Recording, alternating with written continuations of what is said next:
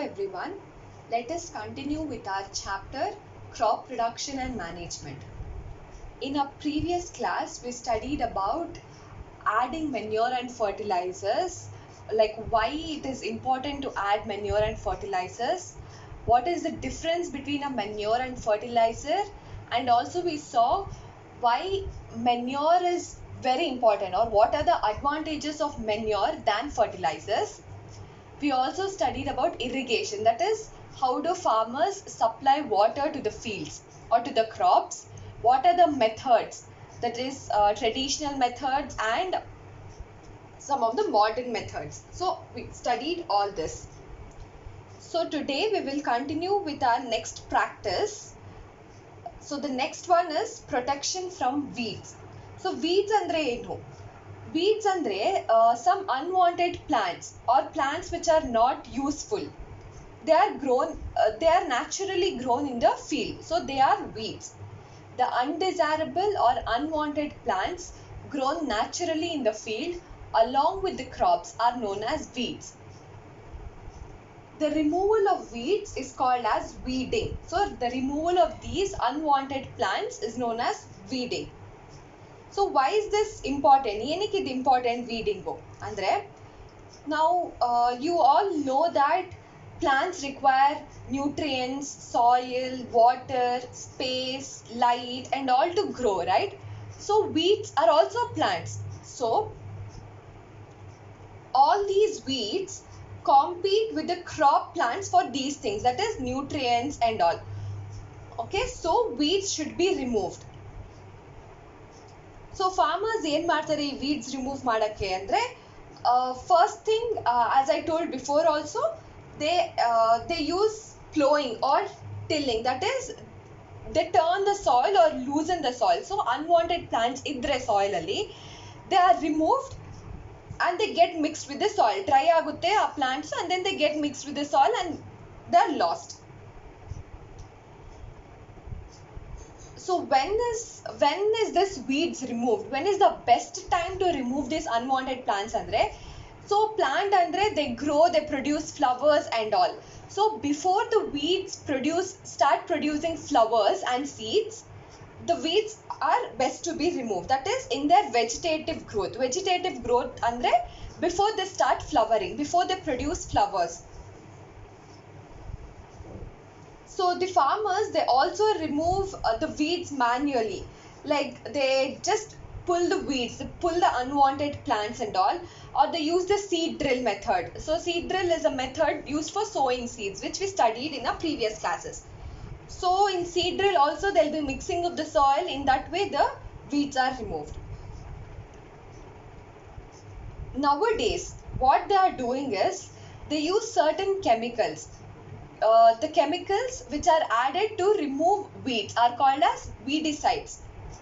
So these weedicides or chemicals are mixed with water. Okay, they are diluted with water and they are sprayed on the field. So they are sprayed on the field and only these weeds are died.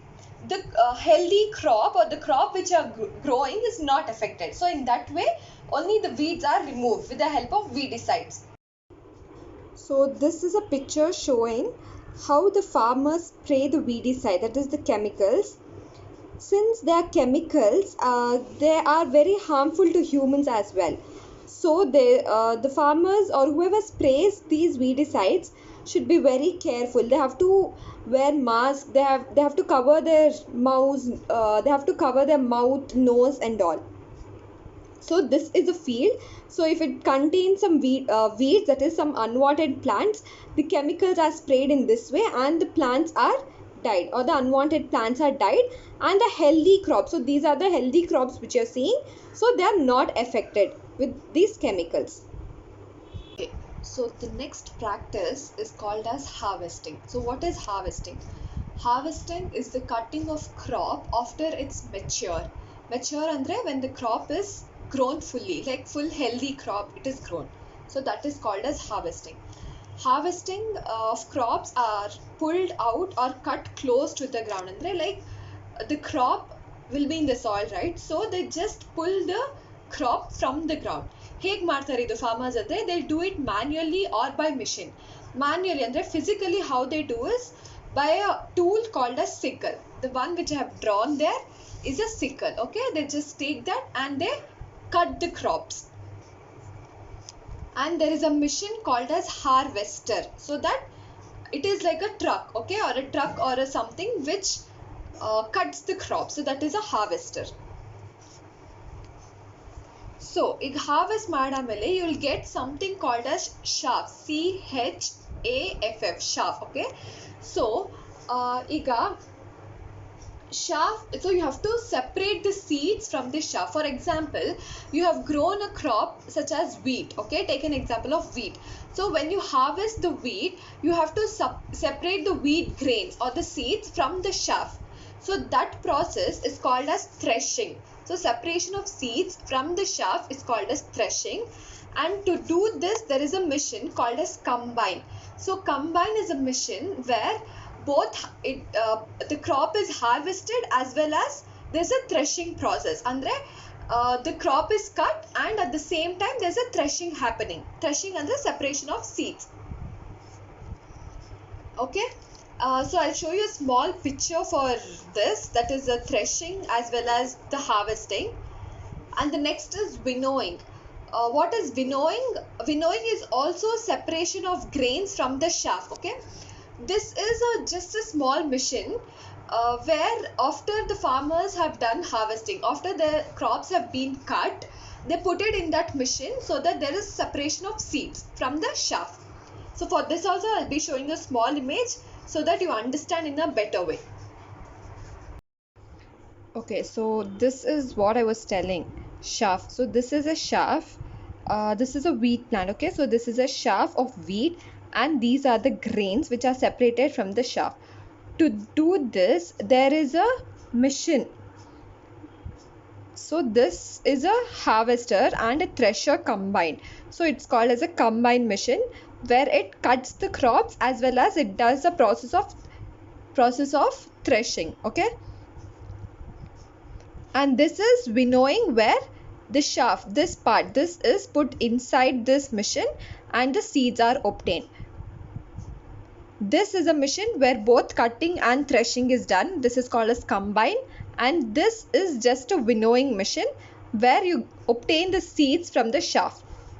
So this is a chaff of a wheat plant and these are the grains of the wheat. So this is the final product which we get after about 3 to 4 months. Okay, of a cereal. For a cereal crop, it takes about 3 to 4 months to become mature and to obtain the cereal. So after we obtain these grains, what is next? Next is storage. So how do you store these grains? We'll see next. Storage is the last agricultural practice that we'll be studying. So storage of grains should be free from moisture, insects, rats and microorganisms. Iga, you obtain grains after you harvest, right? So you have to keep this in some place before you transport it, right? So where do you keep these grains? So to keep it, first thing is it should be free from moisture. Moisture andre the amount of water, so it should be dried. The grains should not be wet. So it should be free from moisture, some insects, rats and microorganisms like bacteria, fungi and all. Okay, iga harvested grains have more moisture. The grains which you harvested, it will have more of water because you'll do winnowing and also you'll have more of water content in that. So before storing it, you have to dry it nice. So you'll dry it under the heat, under the sun, sorry. So when you dry it nicely, it prevents from insects, bacteria, fungi and all, and you can store the grains for a longer period of time. So where do they store? They store in jute bags or metallic bins. Metallic bins is nothing but boxes of metals, like metal boxes, and jute bags. In large scale, storage of grains is done in silos and granaries. Silos is nothing but a large tower kind where the grains are stored, and granaries is also a place or a house kind of thing where the dried grains are stored for a longer period of time so that it does not get so that it does not get affected by insects, pests, bacteria, rats, importantly. So you have to store it in a nice place. At home, how do you store the grains? So dried neem leaves are used for storing food grains at home. Okay, when the grains are in large quantity, like ಜಾಸ್ತಿ grains idre, you do some chemical treatments, like you treat the grains with some chemicals, okay, and then you store it so that it is not affected by pests and other microorganisms. So this was the last agricultural practice. So this is our last topic from this chapter, that is food from animals. In our previous classes we studied how we get food from plants, right? What farmers do to cultivate crops. We saw like preparation of soil, sowing, irrigation, and all practices, and in this way we get food from plants. Now how do we get food from animals? So we know that milk, meat, the eggs, fish, and all we get from animals. So to get all this, the animals are reared at home. Rare means they are taken care at home, means they are provided with food, shelter, and they are taken care at home. When this is done in a large scale, it is called as animal husbandry. So when the animals are reared at large scale for the purpose of food, it is called as animal husbandry. In this way we get food from animals. Okay, let us see what all we studied in this first chapter. First we saw what is a crop, then we studied the types of crop, that is the kharif crops and the rabi crops with the examples. That is nothing but the crops which are grown in different seasons, that is in summer season which crop is grown in the same way in rainy season and in the winter season. Then we saw the basic principles of crop production, that is what do the farmers do to get a crop. The first one is the preparation of soil, that is nothing but turning and loosening of soil. In that we saw some tools, that is the plow, hoe, and the cultivator. Then we saw sowing. In sowing we saw small activity, like how do you select the healthy seeds, or how do you know which seeds is good for cultivating. In that we saw in a glass of water we have added the seeds which float on the top are not healthy, okay. The next one we saw are the traditional tools, that is using funnel and the seed drill. Then we saw adding manure and fertilizers, that is to increase the soil nutrients. In that we saw difference between fertilizers and manure, the advantages of manure, and the activity which I showed you on how the crop is grown when you add fertilizers and manure, and what happens when you don't add a fertilizer or a manure.